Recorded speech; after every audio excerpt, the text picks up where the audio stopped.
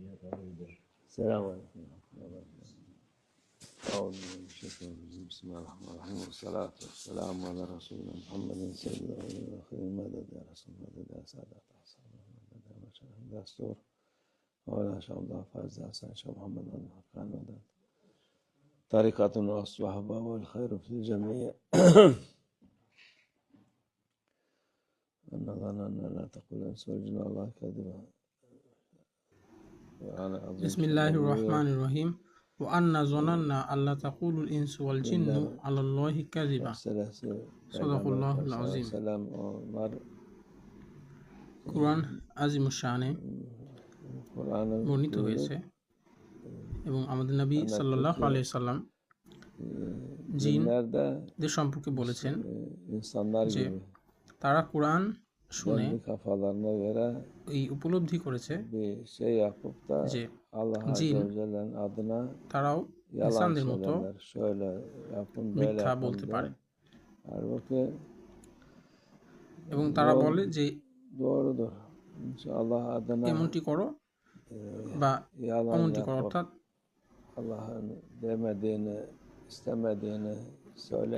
তারা বলছে যে এই পথই সঠিক পথ। সুতরাং আল্লাহ আযজা ওয়া জাল্লার নামে তারা মিথ্যা বলে এবং তারা এমন কথা বলে যা আল্লাহ আযজা ওয়া জাল্লা কখনো বলেননি বা কখনো চাননি, এবং তারা আল্লাহ জাল্লা জালালুহুর ক্রোধ ও শাস্তির শিকার হবে।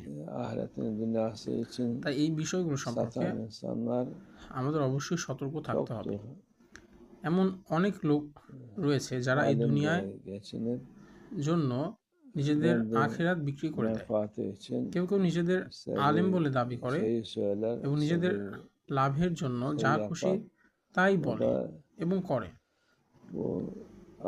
যখন তারা লোকেদের বলে যে এটি আল্লাহ আদেশ কিন্তু যেটি প্রকৃত নয়, তখন তারা নিজেরাই শাস্তির সম্মুখীন হয় এবং যাদেরকে তারা পথভ্রষ্ট করছে তারাও শাস্তির সম্মুখীন হবে।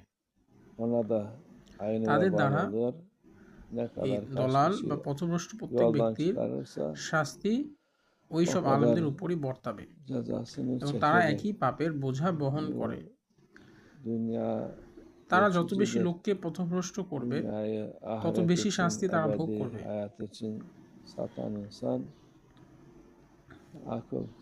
এই দুনিয়া এটি অস্থায়ী। যে ব্যক্তি দুনিয়ার জন্য তার আখিরাত এবং তার পরকালের জীবনকে বিক্রি করে দেয় সে জাহিল এবং বোকা, কারণ এই জীবন এটি ক্ষুদ্র এবং সংক্ষিপ্ত জীবন, আর পরকালের অনন্ত জীবনের চেয়ে এই দুনিয়ার জীবনকে মূল্য দেওয়া মোটেই যুক্তির নয়।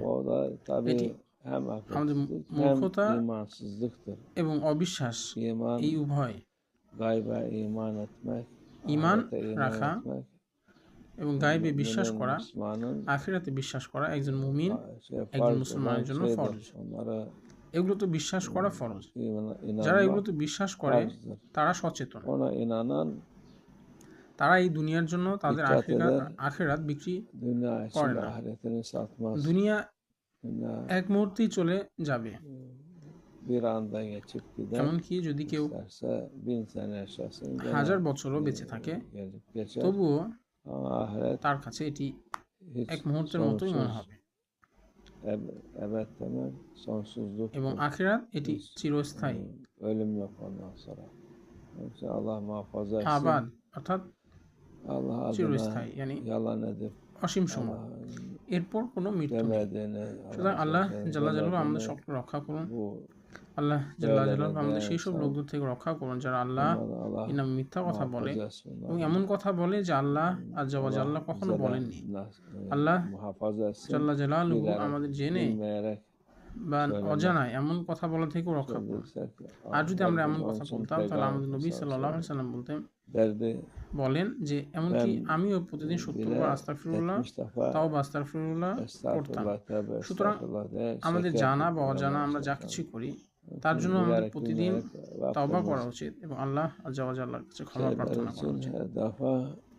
আল্লাহ আমাদের সকলকে ক্ষমা করুন ইনশাআল্লাহ।